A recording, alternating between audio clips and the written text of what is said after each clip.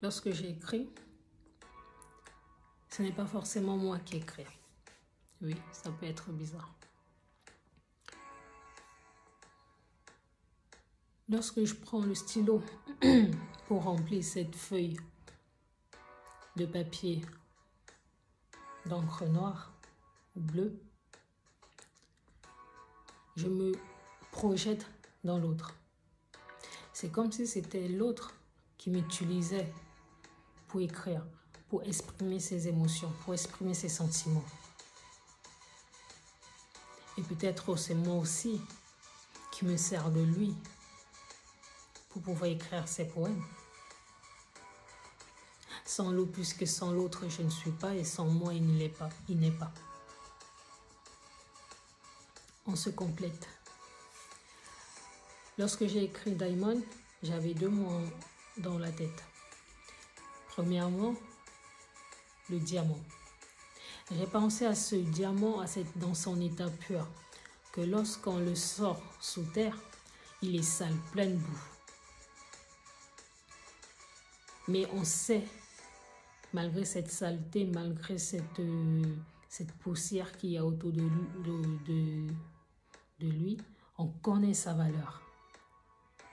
On le connaît parce qu'on le regarde d'un autre œil. On ne le regarde pas avec nos yeux, mais on le regarde autrement.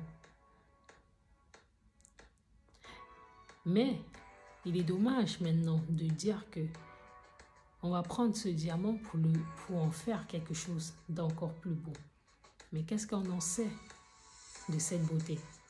Parce que quand on transforme ce diamant, ce n'est pas forcément pour donner de la valeur à ce diamant, mais c'est plus pour donner de la valeur à celui qui l'a trouvé. Pour que les autres puissent non seulement admirer ce diamant avec jalousie, mais surtout ça va flatter son ego et ça va lui donner de la valeur. Quelqu'un qui a un ego surdimensionné, pour lui, c'est qu'il a de la valeur. Et pareil, lorsqu'une femme, elle est vierge, on ne respecte pas cette beauté qu'elle en a. On ne respecte pas cette pureté. Tout ce qu'on veut en faire, c'est quelqu'un comme tous les autres. Tout ce qu'on veut en faire, c'est qu'elle puisse ressembler à d'autres personnes. Mais une fois qu'elle ne l'a plus, cette pureté, une fois qu'elle ressemble à tout le monde, elle n'est plus attirante. Il est de même pour ce diamant. Une fois qu'on a ce diamant dans les mains et qu'on l'a poli, qu'on l'a donné plus, il ressemble à tout le monde. Il ressemble à tous les autres diamants. Et du coup, il perd de la valeur à nos yeux. Sachant apprécier ce qui est beau.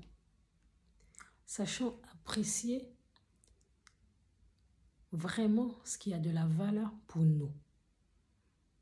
Et non pour les autres. Sachant définir vraiment qu'est-ce qui est la beauté. Parce qu'il y a la beauté physique, que moi j'appelle laideur. Oui, je suis laide. Et alors? Mais il y a aussi la beauté intérieure. Celle donc qui est la véritable beauté. C'est celle-là que nous devons chercher. Mais chercher surtout à conserver. Parce que tout ce qui est physique, le corps humain, ça fane. Une fleur, elle fane dès qu'on ne l'arrose pas. Alors le corps humain aussi, la chair, elle n'est pas éternelle. Ne l'oubliez pas.